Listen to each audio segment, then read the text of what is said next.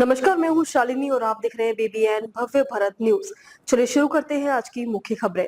America के 3 राष्ट्रपतियों ने नेतन्याहू के वॉर प्लान को ठुकराया, लेकिन ट्रंप मान गए पूर्व विदेश मंत्री का दावा। पूर्व विदेश मंत्री जॉन केरी ने कहा कि इजरायली प्रधानमंत्री बेंजामिन नेतन्याहू ने अमेरिका के पूर्व राष्ट्रपतियों को भी ईरान के साथ युद्ध का प्रस्ताव दिया था, लेकिन उन सभी ने इसे ठुकरा दिया था। अमेरिका के पूर्व अधिकारी ने कहा कि अमेरिका के पिछले राष्ट्रपति ईरान के साथ युद्ध करने पर सहमत नहीं हुए, क्योंकि उन्होंने शांतिपूर्ण प्रक्रिया के सभी उपायों को पूरी तरह से नहीं आजमाया था। उन्होंने तर्क दिया कि वियतनाम और इराक दोनों ही युद्धों से एक साझा सबक मिलता है, ऐसा सबक जिसे वे वियतनाम युद्ध के अनुभवी सैनिक के तौर पर प्रत्यक्ष रूप से जानते हैं, और वह ये है कि अमेरिकी जनता को धोखा नहीं देना चाहिए।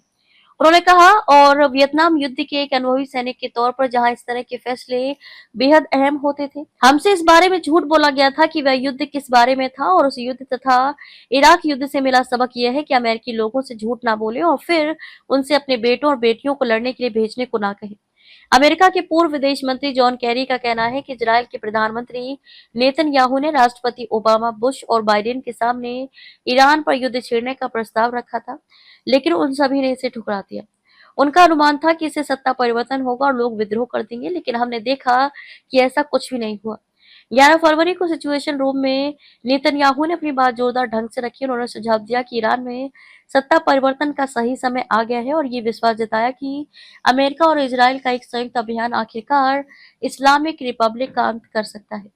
ट्रंप ने कहा, मुझे ये ठीक लग रहा है, और इसके बाद उन्होंने अमेरिका इजराइल के संयुक्त अभियान को हरी झंडी दे दी।